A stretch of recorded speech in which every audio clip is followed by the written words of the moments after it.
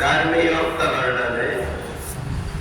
इंद्रियाण्य परान्यावो इंद्रिया परम मना मनसस्तु परा बुद्धि यो बुद्धि परतस्तु सा। हमारे शरीर में ये चार चीजें पवित्र है, इंद्रिया, मन, बुद्धि और आत्मा। इनमें भी क्रम है। इंद्रियों से श्रेष्ठ मन है, मन से श्रेष्ठ बुद्धि है और बुद्धि से श्रेष्ठ है आत्मा। जब कभी हम कर्म करते हैं, अगर हमें इतनी बुद्धि हो जाए कि हमारी इंद्रियों में देवता बैठे हुए हैं, इंद्रिय द्वार झरोखा नाना जाता सुर बैठे कर थाना।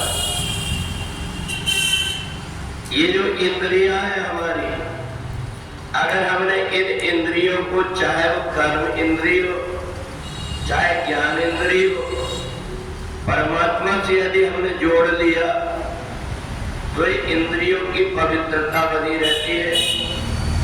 और इन इंद्रियों के द्वारा जो कुछ भी काम हम करते हैं, इन्हीं के द्वारा ही किए हुए कर्म के अनुसार हमारा मन बनता है।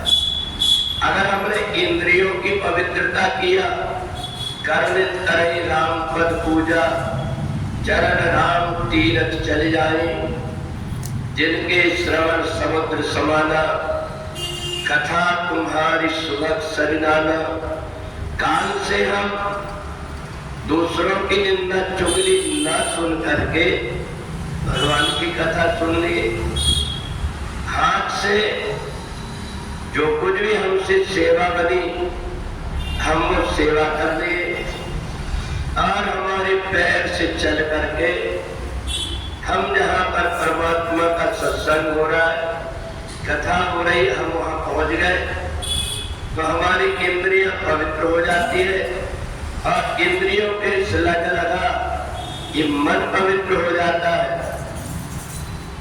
और फिर जब ये मन पवित्र हो जाता है तो बुद्धि उसके ऊपर नियंत्रण करते रहती है। यदि ये मन हमारा पवित्र नहीं हुआ, इंद्रियों के पीछे, विषयों के पीछे भागते रहा, तो ये मन चाहे कितना भी कोशिश करो, परंतु वो कहीं ऐसी जगह मिल जाकर के डुबा देता है। बाद में व्यक्ति को परेशान होना पड़ता है। चाहे वो वासना में ले जाए, चाहे लोभ में ले जाए, चाहे क्रोध में ले जाए, ये मन बुद्धि को जहां ले जाता है वहां जाकर के उसकी दुर्दशा कर देता है। वो व्यक्ति का पूरा जीवन नरक बन जाता है। इसलिए गोधन, गजधन, बाजधन और रतन धन खान, जब आए संतोष धन सब धन भूल समान। तो जितने भी प्रकार के धन है उनसे श्रेष्ठ है संतोष धन। कभी भी कोई व्यक्ति कितना भी उसको मिल जाए, परंतु उसकी आत्मा संतुष्ट नहीं हो पाती।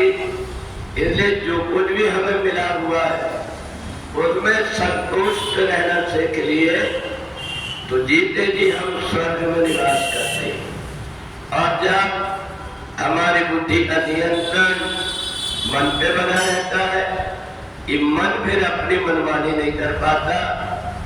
मन बुद्धि को द्रोह जरूर देता, इतना ये हो जाए, इदमत मयानम एवं ताप से मनवंतम, इतना और हो जाए, फिर हमारे पास में कोई चीज की कमी नहीं रहेगी।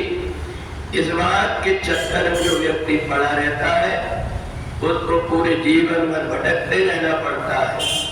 और जब बुद्धि उसको बता देती है ये जो आत्मा है पहले जन्म में भी इस शरीर के बंधन में बंध करके कई प्रकार के दुख उठाया है, इसलिए इस आत्मा को अगर संतोष देना है, श्रेष्ठ बनाना है, तो परमात्मा के अतिरिक्त बारी मथे घृत होए वरु सिकता सेवन तेल बिन हरि भजन न भाव करे यह सिद्धांत अपेल।